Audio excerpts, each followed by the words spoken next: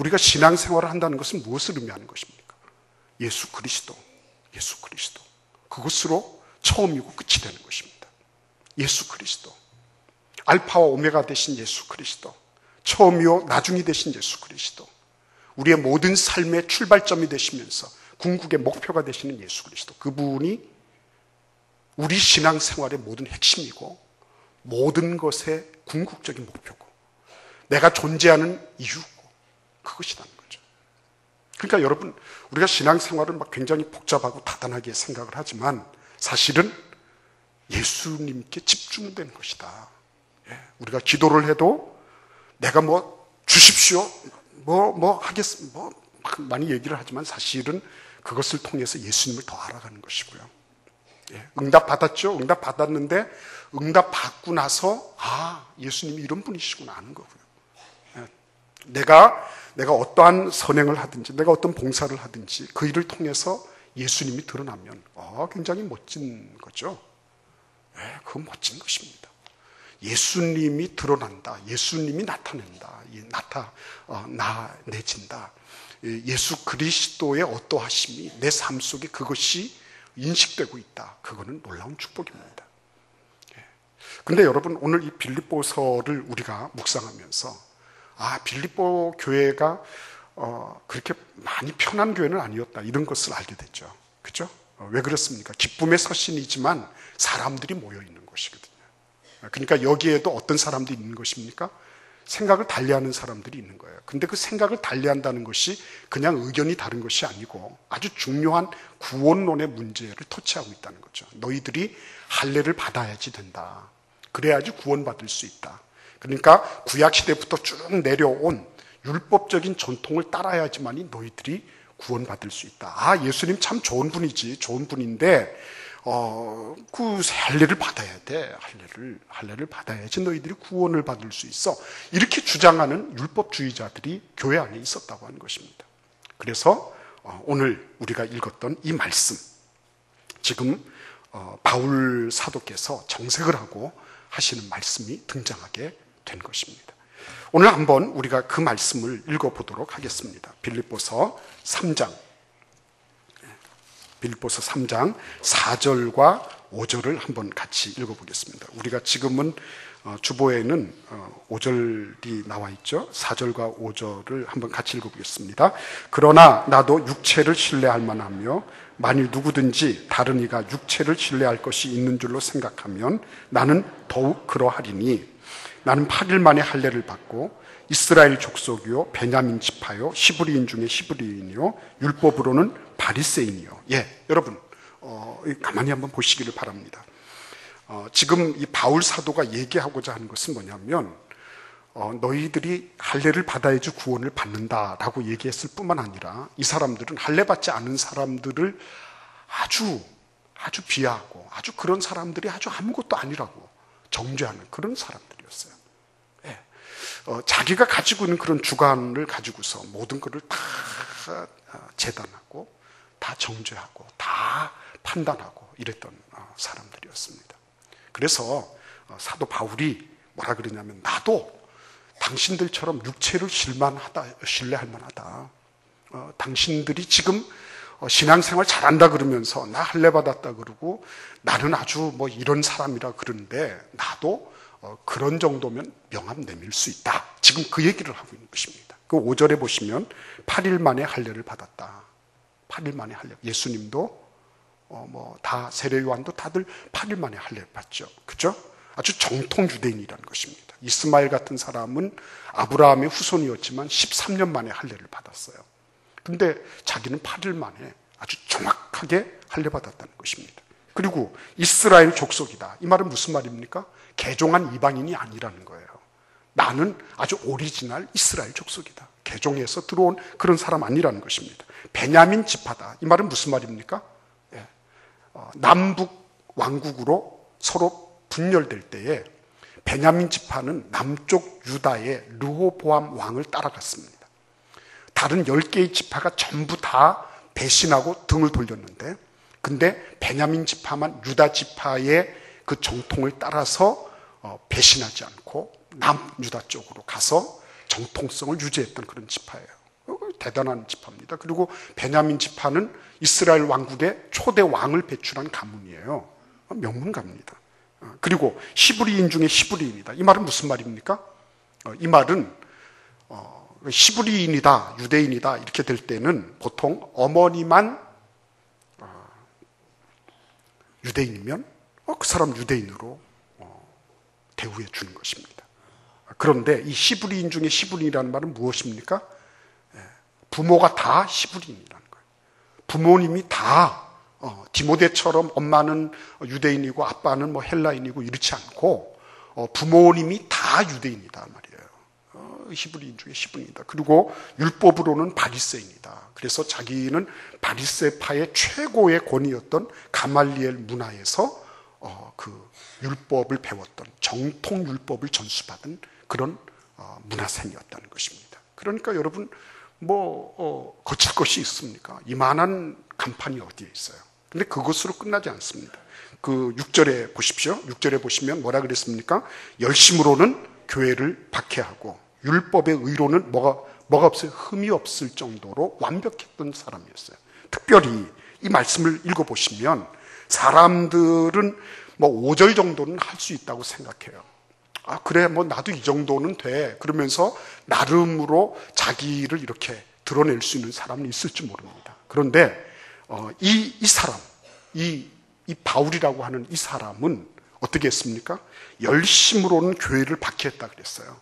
그냥 자기가 가지고 있는 바리새적인 그런 성경 교훈, 율법 전통을 그냥 이론적으로만 알고 입으로만 정죄하고 판단한 것이 아니라 이 사람은 어떻게 했습니까? 직접 몸으로 실천해서 자기가 가지고 있던 그런 이론, 자기의 어떤 신념을 몸으로 실천해서 소위 말하면 행동하는 양심이었다는 거예요. 나 같은 사람이 있으면 나와봐라고 지금 얘기하는 거예요. 나 같은 사람이 있으면.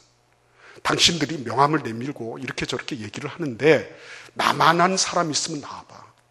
그 얘기를 지금 하고 있는 것이죠. 정말 그렇지 않습니까? 그런데 여러분, 놀라운 반전이 여기에 있는 것입니다. 우리 7절 말씀을 같이 읽어보겠습니다. 그러나 무엇이든지 내게 유익하던 것을 내가 그리스도를 위하여 다 해로 여길 뿐더러 그랬습니다. 여기 뭐가 있습니까? 그러나가 있는 것입니다. 그러나. 그러나는 어떤 말이죠? 앞에서 했던 모든 말을 전부 다 갈아서 뒤집어 엎는 그런 접속사입니다. 지금까지 사도 바울 사도가 자기 나름으로 나는 이런 사람, 나는 이 정도의 순혈, 아주 정통한 그리고 법통을 잇는 그런 유대인 중에 유대인이다. 당신들이 전통을 얘기할 것 같으면 나 같은 전통이 있을 수 없고, 당신들이 순혈주의를 얘기한다면 나 같은 순혈이 있을 수가 없다. 나는 순종이라는 거예요. 그런데도 불구하고 그러나 하면서 뭡니까? 이 모든 것들이 확 다 전복이 돼버리는 것입니다. 우리 같이 한번 7절 말씀을 읽어보겠습니다.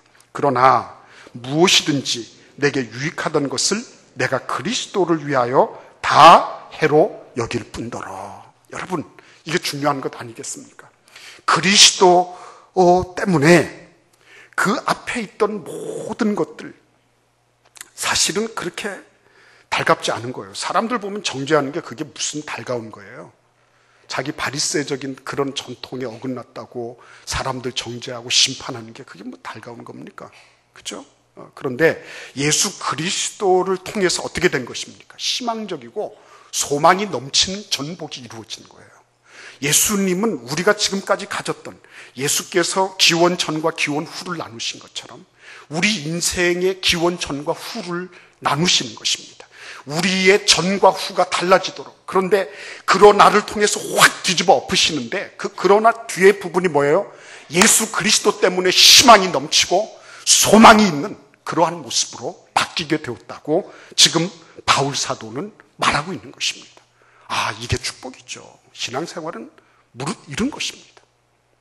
예수님 때문에 나의 전과 후가 달라졌습니다. 예수님 때문에 내가 이전에 예수 만나기 이전의 나의 모습과 이후의 모습이 판이하게 달라졌습니다. 이게 그래서 나는 더 희망적으로 전복이 됐어요. 앞에서 가지고 있던 훈장 주렁주렁 달고 있던 이런 것들, 그 인간적인 그 별로 얼마나 껍데기 별스럽지도 않은 거, 그런 거를 가지고 있으면서 이거를 자랑 삼고 이것으로 뭔가를 행사하려고 했는데, 이것들을 예수 그리스도를 만나면서 이것이 완전히 전복이 되고, 그리고는 소망과 희망이 넘치는 그러한 삶으로 바뀌게 되었습니다. 그게 바울 사도가 지금 말하고 있는 모습인 것입니다. 여러분, 이러한 놀라운, 예수님 때문에 이전과 이후가 달라졌습니다. 예수님 때문에 내가 가지고 있었던 세상관이 달라졌습니다. 내가 가지고 있던 인간관이 달라졌습니다. 예수님을 만나고 나서 내가 지금까지는 재물을 움켜쥐는 것만 다라고 생각했는데, 예수님 만나고 나서 내가 이것을 아름답게 풀어놓는 것이 얼마나 좋은지를 알게 되었습니다.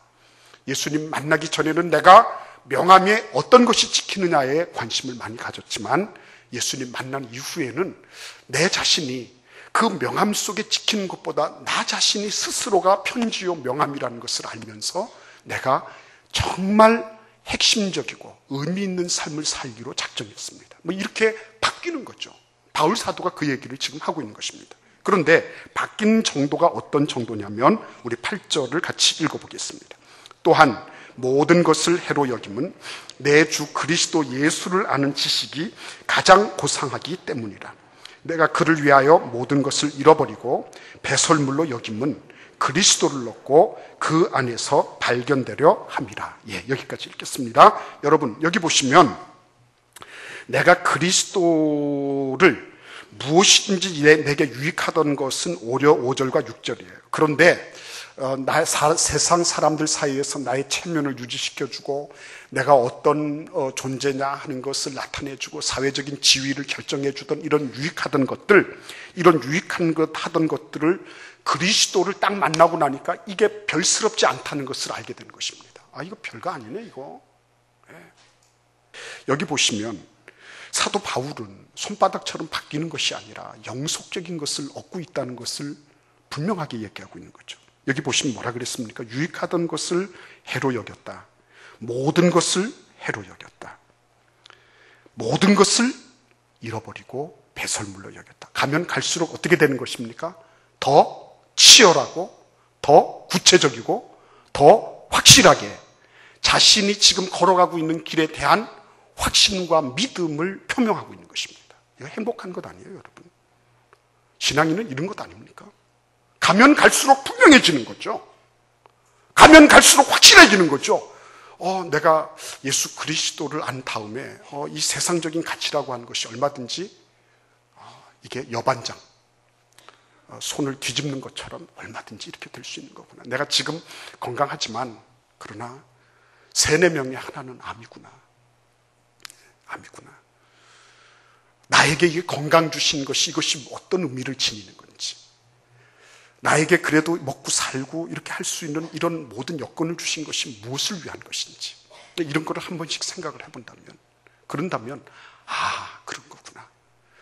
내가 좀 더, 그전에는 내가 바빠서 내가 너무 분주하고 힘들어서 못했지만 이제는 내가 그리스도 예수를 초점으로 해서 내가 살아야 되는 거구나. 이런 것들이 점점 가까이 오고 더 확실해지는 거죠. 너무너무 놀라운 거죠. 여기 보시면 자신의 그 확신을 이렇게 표명하고 있는 것입니다. 예수 그리스도를 아는 지식이 가장 고상하기 때문이다. 수프림, 이렇게 영어로 표현하고 있습니다. 수프림. 더 이상 얘기할 수 없을 정도로 가장 높은 차원의 선. 그 정도로 예수 그리스도를 알아가는 것이 너무 좋다는 거죠. 내가 왜 그 이전에 예수님을 더 일찍 알지 못했을까 하는 거죠. 그리고 그런 후회와 더불어서 내가 지금부터 나의 삶 속에 내가 발견한 그 예수 그리스도를 한순간도 한시도 놓치지 않고 그분의 그 놀라운 은혜와 사랑과 그분이 행하신 것들을 내가 받아 누려야 되겠다는 그런 각오와 결심이 이 말씀 9절의 행간 속에는 들어가 있는 것입니다. 그 3장 거기에 보시면 개들을 삼가고 행악하는 자들을 삼가고 몸을 상해하는 일을 삼가라. 개들을 삼가라. 개들을 삼가라. 개들이 뭐라는 거죠? 배설물 먹고 살잖아요. 어원적으로 보면 음식 쓰레기 같은 거래. 그런데 그런 것들은 개들한테 주고, 그런 건 개들한테 주고, 나는 정말 예수 그리스도께 잡힌 바 된 그것을 내가 잡으러 쫓아간다는 거예요. 그러면서 우리 같이 한번 9절 말씀 읽어보겠습니다. 그 안에서 발견되려 함이니 내가 가진 의는 율법에서 난 것이 아니요 오직 그리스도를 믿음으로 말미암은 것이니 곧 믿음으로 하나님께로부터 난 의라. 할례를 받아가지고 의를 구성하려고 인위적으로 조작하고 만들려고 하지를 않고 나의 의는 그리스도 예수 안에서 발견된 것이다.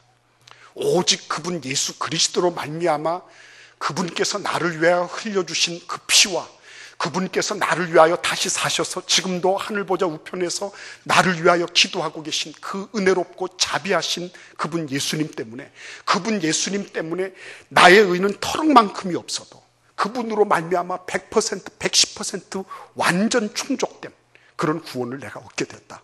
이렇게 말하는 것입니다. 그러니까 예수 그리스도 때문에 이전에 가지고 있던 가치들이 확 전복이 됐고 그 다음에 신앙생활을 하면서 그가 이제는 더 이상 어떻게 할 수 없는 완전히 절대적인 확신을 가지게 됐는데 이제는 내가 그것을 해 정도로 여기는 것이 아니라 해악 정도로 여기는 것이 아니라 예수님을 얻기 위해서는 잃어버려도 괜찮고 상실해도 괜찮고 그런 것들은 이 세상에 속한 이 죄악된 예수 그리스도 이외의 이것들은 아예 그냥 배설물처럼 나는 처리해버리겠습니다. 이렇게까지 확신을 가지고 얘기하고 있는 것입니다.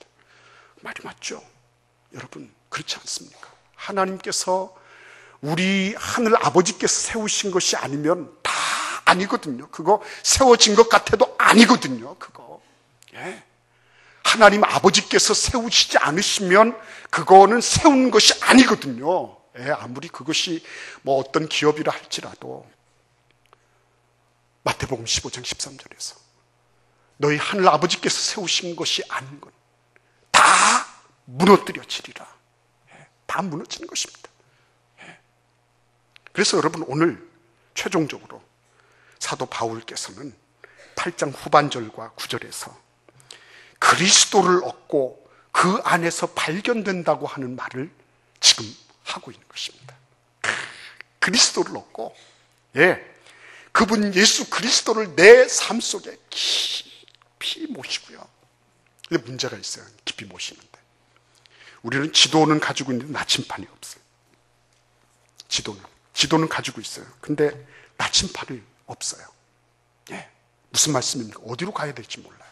어디로 가야 될지 모르니까 옛말에 그런 말이 있습니다. 로마 속담에 어디로 가야 되는지 방향을 모르고 목적지를 모르고 나침판이 없으면 어떤 방향의 바람이 불어도 도움이 안 된다는 겁니다. 성경만 가지고 있으면 이거는 지도예요. 이 말씀이 나에게 어떻게 적용되는지를 분명히 아는 것, 그게 묵상하는 것입니다. 하나님의 말씀이 내 삶에 깊이 적용되도록 깊이 묵상하는 거죠. 여러분 우리 누가복음 24장 말씀 같이 읽어보겠습니다. 24장 30절 말씀을 찾으십시오. 누가복음 24장 30절입니다. 엠마오로 가던 제자들이 예수님을 몰라봤습니다. 함께 가시고 있는데 우리도 마찬가지입니다. 함께 동행하시고 계신데 예수님 몰라봐요. 근데 예수님을 알아보게 된 계기가 있었어요. 방향성을 찾게 된 계기가 있었습니다. 우리 같이 30절, 31절 말씀 읽어보겠습니다. 그들과 함께 음식 잡수실 때에 떡을 가지사 축사하시고 떼어 그들에게 주시니 그들의 눈이 밝아져 그인 줄 알아보더니 예수는 그들에게 보이지 아니하시는지라. 여러분 아주 중요한 말씀입니다. 엠마오로 가던 이 두 제자는 예수님이 부활하신 사실에 대해서 정말 몰랐습니다. 예수님 옆에 가고 계신데 이것저것 넋두리를 늘어놨죠. 근데 예수님께서 드디어 말씀을 쫙 풀어서 말씀해 주시고 그 다음에는 떡을 떼어서 주시면서 축사를 하셨습니다. 이거 어디에서 봤죠? 지난 목요일 날 저녁 때 제자들과 함께 계실 때 그 다락방에서 이루어진 일들이 연출된 거예요. 예. 그런데 그때 이 제자들이 있었는지 없었는지는 모르겠습니다. 다만 그때 마지막 만찬을 하시던 그 모습이 어떻게 된 거죠? 재현된 것입니다. 진리는 동어반복적인 거예요.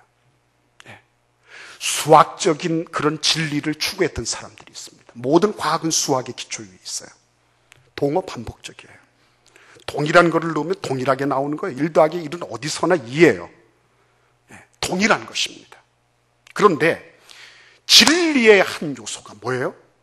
이렇게 분명하게 나타나는 것입니다. 아, 저분이 저렇게 축사하시면서 떡을 떼어주시는 거 보니까 저분이 예수님이구나.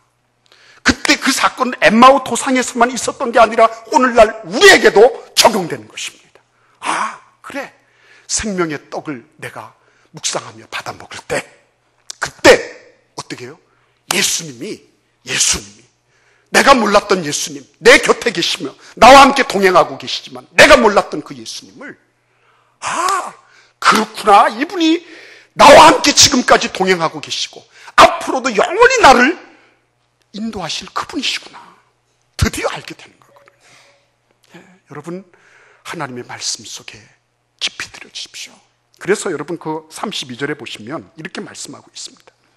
그들이 서로 말하되 길에서 우리에게 말씀하시고 우리에게 성경을 풀어주실 때에, 풀어주신다는 말씀은 열어주신다는 것입니다. 우리의 능력으로 성경을 깨달을 수 있는 것이 아닌 것입니다. 성령께서 열어주셔야지 제대로 깨달을 수가 있는 것입니다.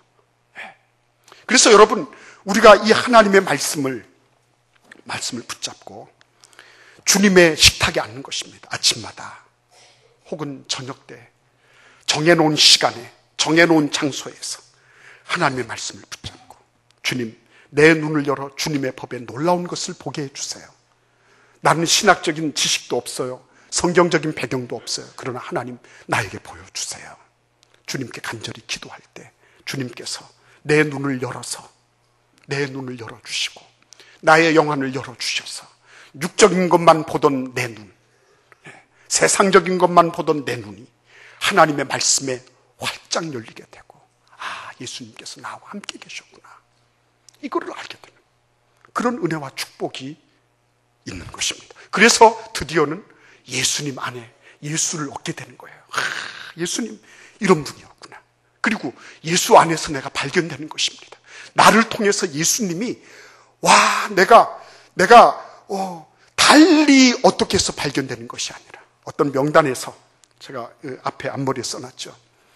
석연찮은 그런 명단 속에서 발견되는 것이 아니라 예수 그리스도께서 너의 이름이 나의 생명책에 기록되어 있느니라.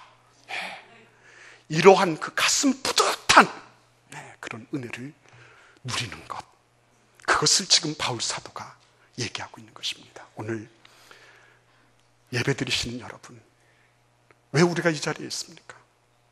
예배 드려서 뭘 하려고 하는 겁니까?